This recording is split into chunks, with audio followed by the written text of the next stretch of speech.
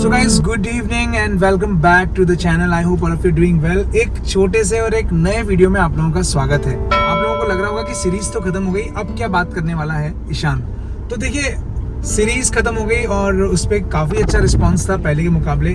हालांकि हमें एक्सपेक्टेड था कि हम कुछ और अच्छा कर पाएंगे, बट जैसा कि आप लोगों ने लास्ट व्लॉग देखा, इशिका की तबीयत खराब हुई, उसको यूटीआई हुआ। देखिए, बच्चे हैं, उनको कुछ भी हो सकता है, कभी भी कुछ भी हो सकता है, बड़ों को भी हो सकता है और छोटों को तो हो ही जाता है। तो बच्चे अभी बड़े हो रहे हैं। इशिका सिर्फ 4 साल की है, धीरे धीरे बड़ी हो रही है, बीमार पड़ती है, सही होती है, अपनी इम्यूनिटी धीरे धीरे डेवलप कर रही है। इसीलिए कभी कभी ऐसा हो जाता है। देखिए, हर बच्चा अलग होता है, उसकी डेवलपमेंट अलग होती है, उसका सोशल सर्कल अलग होता है। सेम तराजू में अगर आप उसको सेम एनवायरनमेंट में अगर आप उसको कंपेयर करोगे तो मेरे ख्याल से सही नहीं होता है। सबके अलग अलग सेटअप होते हैं, बच्चों की आदतें अलग होती है, बच्चों का डेवलपमेंट स्टेज, उनकी स्किल्स और उनके माइलस्टोन्स जो है वो समय समय पर बदलते रहते हैं। कुछ बच्चे बोलने में बहुत अच्छे होते हैं, कुछ बच्चों की फिजिकल एक्टिविटीज बहुत अच्छी होती है, कुछ बच्चे खाने में बहुत अच्छे हैं, कुछ बच्चे खाने में कच्चे होते हैं। तो ये सारी चीज़ें चलती ही रहती हैं। तो मुझे ऐसा लगता है कि सबको एक तरीके से जज नहीं करना चाहिए। खास तौर से ये वाला व्लॉग मैंने इसलिए बनाया है कि मैं आप लोगों के सामने एक इम्पोर्टेंट एस्पेक्ट लेकर आ सकूं, और वो है nebulisation technique. Why nebulisation is important for kids, तो इसके बारे में बात करते हैं अपन। और जो वीडियो मैं आप लोगों को दिखाऊंगा ये लद्दाख का है। ये लेह शहर के अंदर शूट किया गया है, जब हम लोग किसी होटल के अंदर स्टे कर रहे थे। रूटीन डेज जब हम लोग कहीं जाने वाले थे, इशिका को नेबुलाइजेशन की रिक्वायरमेंट थी। तो किस तरीके से किया गया नेबुलाइजेशन, क्यों ज़्यादा इंपॉर्टेंट है, उसके बेनिफिट्स क्या है, उसके साइड इफेक्ट्स क्या है, क्या ये हैबिट फॉर्मिंग है, इन सब चीज़ों के बारे में बात करेंगे। तो चलिए पता करते हैं नेबुलाइजेशन क्या है। Guys, good morning and good morning from Leh. हम लोग लेह लद्दाख के अंदर हैं और मैंने सोचा कि एक छोटा सा एक इन्फॉर्मेटिव सा ब्लॉग बना लूं। जिस चीज के बारे में मैं आप लोगों को बताने जा रहा हूं, उसके लिए मार्केट में बहुत ज्यादा मिथ है और बहुत ज्यादा अलग अलग तरीके के उसके माइंड फ्रेम से लोगों के बहुत अलग अलग तरीके से नजरिए से देखते हैं। एक छोटी सी चीज ये है कि बच्चा जब हम लोग निकले थे तब से क्या है कि इसको थोड़ी कफिंग हो रही है। अब कफिंग बच्चों को किसी भी रीजन से हो सकती है, ड्राई वेदर के कारण हो सकती है, ठंड के कारण हो सकती है, या कोई इसको चेस्ट पे इन्फेक्शन हो या गले में थ्रोट पे इन्फेक्शन हो। ये जो एयरवे है अपना, वहां पे कहीं पे भी इन्फेक्शन हो सकता है। तो आज मैं बेसिकली बात करना चाहता हूं नेबुलाइजेशन की। हम साथ में ट्रेवल कर रहे हैं, बहुत सारे लोग हैं हमारे साथ, वो अपनी अपनी एडवाइसेस देते हैं और मार्केट में भी लोग एडवाइस देते हैं कि यार तुम नेबुलाइज मत किया करो। नेबुलाइज करना, कुछ लोग बोलते हैं कि तुम बच्चे को व्हील चेयर दे रहे हो और तुम सपोर्ट दे रहे हो। तो गाइज, इस तरीके की चीजें मेरे ख्याल से बिल्कुल गलत है। इशिका के पीडियाट्रिशियन जो है भोपाल में, उन्होंने खुद ने हमको बोला है कि आप बच्चे को नेबुलाइज कर सकते हो।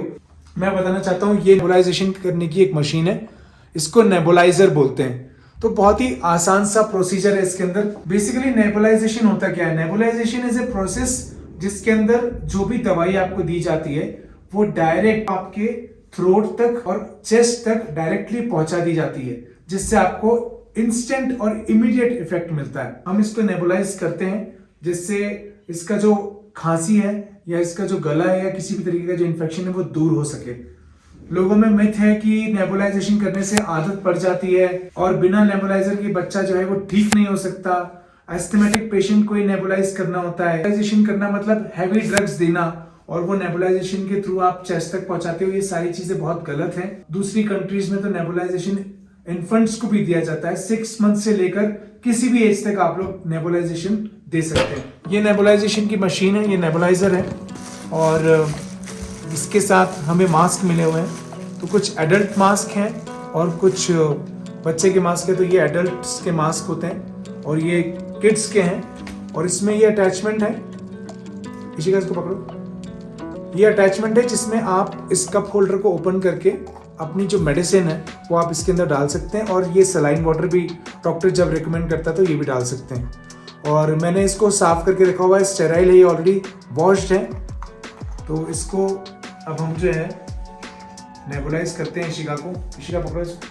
इसके साथ ये ट्यूब दी जाती है, साथ में ये ट्यूब दी जाती है।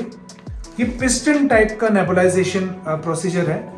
और बेसिकली जो लिक्विड दवाई होती है वो उसको बहुत ही सूक्ष्म माइक्रॉन्स के अंदर कन्वर्ट कर देती है और उसके बाद आप अपनी नाक से इसको इनहेल कर सकते हैं। तो करना बहुत ही आसान है।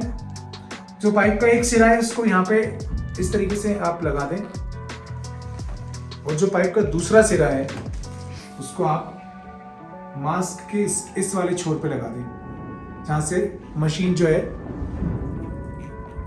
माइक्रॉन्स जनरेट करेगी। जैसे अभी हमको बोला गया था कि इसको बीटाकॉट से आप नेबुलाइज कर दें, तो ये वाली दवाई हम इसके अंदर डाल देंगे। तो अभी डॉक्टर ने बोला है कि आप नॉर्मल सलाइन वाटर यूज़ कर सकते हैं, जो सोडियम क्लोराइड का जो वाटर होता है, तो उसमें डॉक्टर ने बोला कि आप 2 to 3 ml यूज़ करें। इसके अंदर मार्किंग दी गई है गाइस, आप लोग देख सकते हैं। थोड़ा सा ऐड करता हूँ। बहुत ही आसान सा प्रोसीजर है और इसको प्लग इन कर दें और ये चालू हो जाएगा। यहाँ पे एक स्विच है, इसको ऑन करते हैं। जैसे ही ऑन करेंगे आप देखेंगे कि ये माइक्रॉन्स में इसको कन्वर्ट करना शुरू कर देगा। ये देखिए इस तरीके से जो है कि सूक्ष्म माइक्रॉन्स में कन्वर्ट कर दिया है इसको, इसने दवाई को। हम आराम से इसको बच्चे को ऐसे मास्क लगा सकते हैं और इस तरीके से आप नेबुलाइज कर सकते हैं। तो गाइज, नेबुलाइजेशन करने का कोई भी डिसएडवांटेज नहीं है।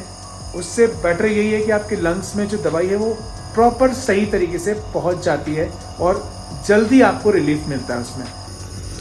मैं जो नेबुलाइजेशन के लिए नेबुलाइज़र यूज़ करता हूँ, मैडटेक का यूज़ करता हूँ। काफ़ी हैंडी है और साथ में दवाइयाँ कैरी करता हूँ।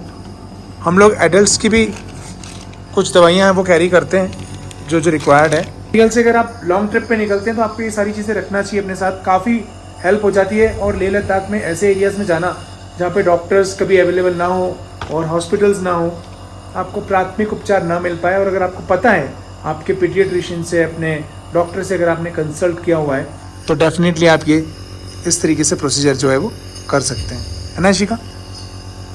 ठीक लग रहा है? तो गाइस, एक छोटा सा वीडियो था इन्फॉर्मेटिव, मैंने सोचा कि आप लोगों से शेयर करना चाहिए, तो I thought of making a small video. हम लोग लेह लद्दाख के अंदर हैं, लेह की ट्रिप कर रहे हैं, और अगर आप लोगों को लेह लद्दाख के जो व्लॉग्स हैं वो पसंद आ रहे हैं तो प्लीज़ उसको लाइक करें, शेयर करें और कमेंट ठोकें। और चैनल पे अगर आप लोग नए हो तो प्लीज़ उसको सब्सक्राइब करें और बेल नोटिफिकेशन ऑन करना ना भूलें। इन्फॉर्मेटिव वीडियोस भी आप लोगों के सामने लेकर आते रहेंगे, क्योंकि बच्चा हमारे साथ है तो कुछ चीज़ें हमें बहुत ध्यान रखनी पड़ती हैं। तो चलिए मुलाकात करते हैं आपसे नेक्स्ट व्लॉग में। तब तक के लिए रखिए अपना ख्याल। Take very good care of yourself and bye bye. अपन नेबुलाइजेशन कंप्लीट कर लें अपना।